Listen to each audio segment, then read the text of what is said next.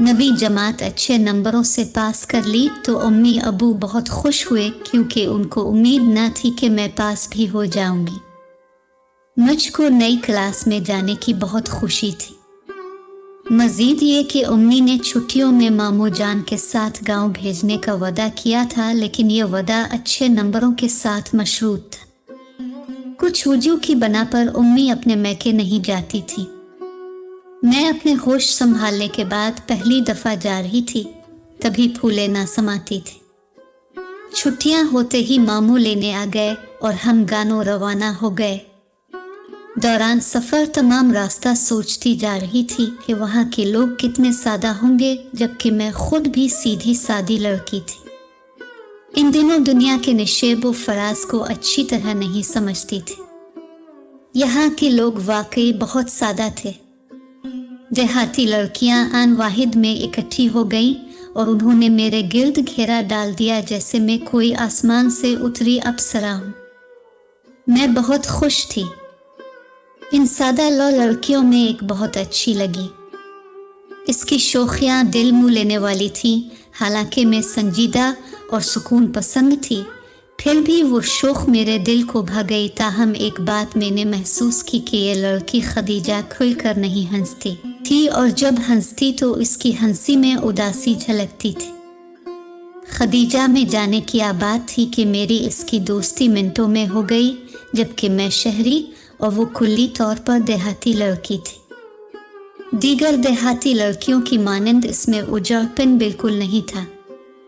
चंद दिनों में ही इसके साथ दोस्ती इतनी हो गई कि अब हम इकट्ठी बाहर जाने लगे।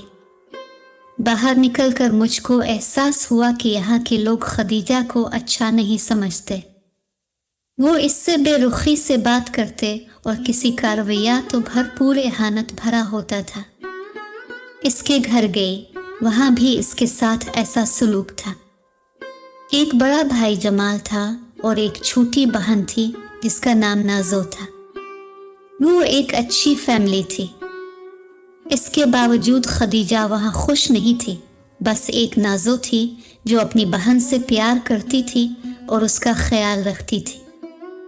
जब मामू को पता चला कि मेरी दोस्ती इस लड़की से हो गई है तो उनको बुरा लगा और उन्होंने मेरा इसके साथ मेल जोल बंद करा दिया।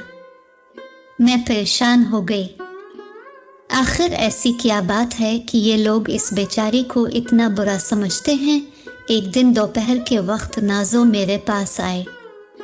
इस वक्त नानी बाहर थी और नाना खेतों पर थे। मैं और मुमानी घर पर थी। नाजो को कमरे में ले आई और इसरार किया कि तुम अपनी बहन के बारे में बताओ, क्या मामला है। तब वो यूं गोया हुई, सायरा बाजी, ये खदीजा आपी अम्मा बाबा का कहना नहीं सुनती थी। अम्मा मना करती थी कि पिला से इस तरफ मत जाया करो, वो हमारा इलाका नहीं है बल्कि सरकारी इलाके में आता है। वहाँ एक डाक बंगला है जिसमें सरकारी ऑफिसर आकर ठहरते हैं। ये फिर भी इधर चली जाती थी। गांव वाले अपनी बेटियों को डाक बंगलों की तरफ कभी नहीं जाने देते। मगर क्यों? मैंने पूछा। इसलिए कि उधर जाने से कभी कभी बर्बादी के दरवाजे खुल जाते हैं।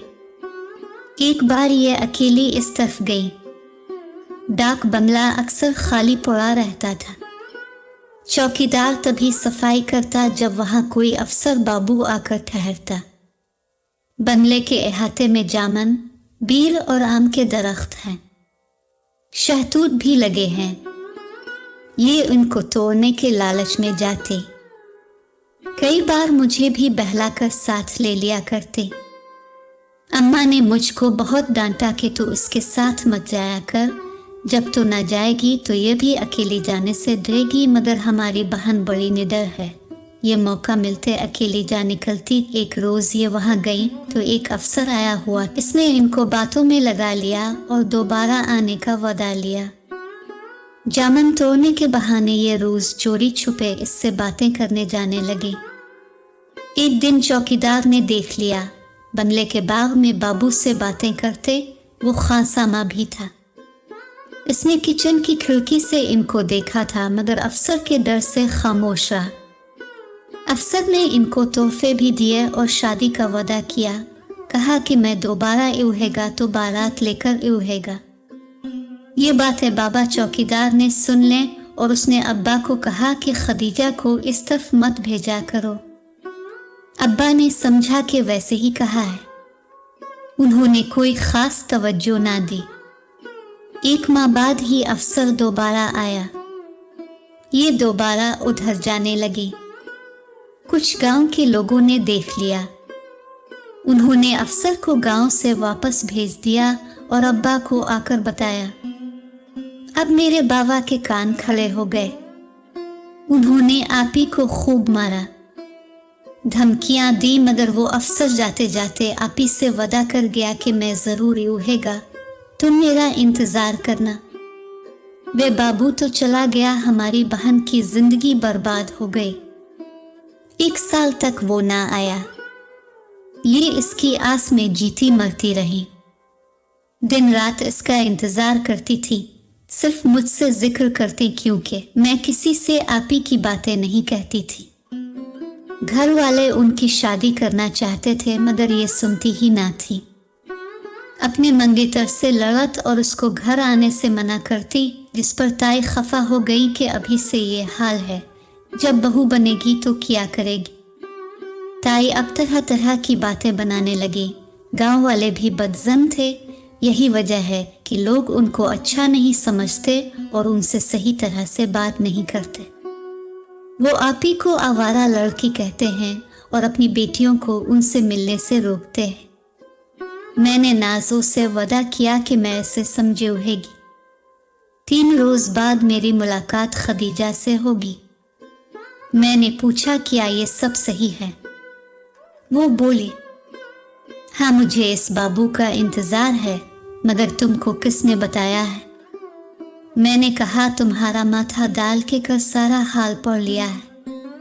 जिसने भी बताया हो तो इस बात को छुओ, लेकिन मेरी मानो, अपने माँ बाप की फर्मा बरदारी करो और शादी कर लो। मुझे खालिद पसंद नहीं है।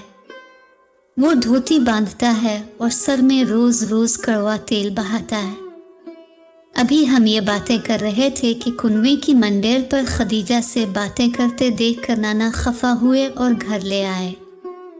घर आकर खूब डांटा और फिर मुझे इस वक्त खाला के गांव भेज दिया। 2 हफ्ते के बाद मैं वापस आई तो पता चला कि खदीजा की शादी हो रही है। फौरन उसकी तरफ गई। वो मुझे देखते ही ज़ारो कतार रोने लगी। पूछा क्या हुआ है। कहने लगी, सायरा तुम्हारे जाने के बाद वो ऑफिसर बाबू आया था। अब्बा के डर से मैं डाक बंगले की तरफ नहीं जा सकी। घर वाले मेरी शादी कर रहे हैं, मगर मैं खालिद को धोखा नहीं देना चाहती क्योंकि मेरा दिल इस अफसर बाबू के साथ है। खालिद से कैसे प्यार कर सीखूंगी। अभी वो ये बात कर रही थी कि गांव की बच्ची मुट्ठी में कुछ दबा कर लाई और खदीजा से कहा, ये बाबू ने दिया है। ये कहकर वो भाग गई। इस वक्त वहां मेरे और खदीजा के सिवा कोई ना था। खदीजा पढ़ी लिखी ना थी, उर्दू भी ठीक तरह से नहीं पढ़ सकती थी। बहरहाल उसने रुका, मेरी तरफ बढ़ाकर कहा, तुम ही इसको पढ़ दो। मैंने पर्चा खोलकर पढ़ना शुरू कर दिया। खदीजा, रात को अपने चंद जोड़े कपड़े और जेवरात लेकर आ जाना। हम यहाँ से शहर जाकर शादी कर लेंगे। ये सुनकर उसकी बातें खुल गईं और चेहरा खुशी से गुलजार हो गया। कहने लगी, देखा, मेरा दिल गवाही देता था कि शहरी बाबू मुझे भूला नहीं। वो जरूर मुझको यहाँ से ले जाएगा। लम्हा भर को खुश हुई, फिर अफसुर्दा हो गई और कहा, मुझको मशवरा दो, मैं क्या करूं। और मैंने इसे जो मशवरा दिया, मैं आज भी सोचती हूं तो कहती हूं कि काश मैं ऐसा ना करती। मैंने इससे कहा कि तुम चली जाओ, तुम्हें तुम्हारा प्यार भी मिल जाएगा और तुम खालिद को भी धोखा ना दोगी। फिर मैं घर आ गई। अगली शाम को इसका निकाह था और फिर रुखसती, मगर हमारे घर से कोई भी उसकी शादी में नहीं जा रहा था।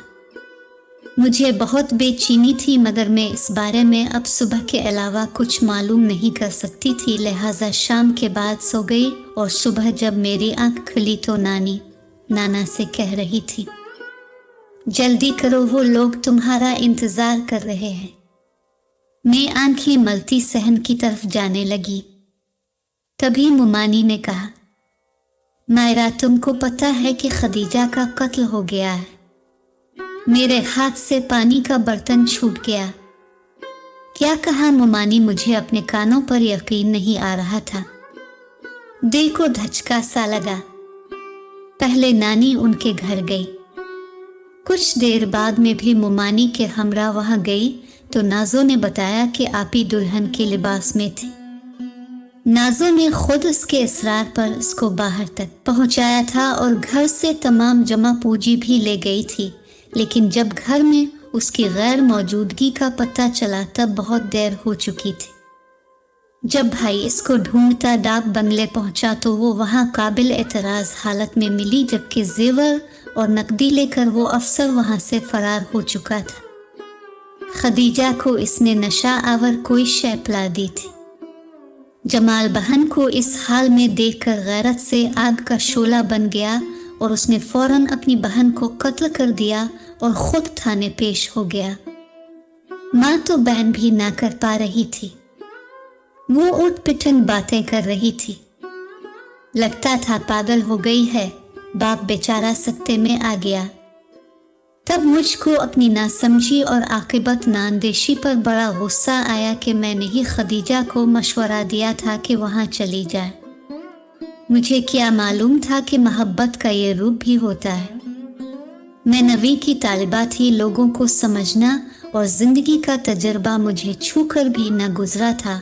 बार बार खदीजा का मासूम चेहरा निगाहों में आता तो आंखों से आंसू टेकने लगते।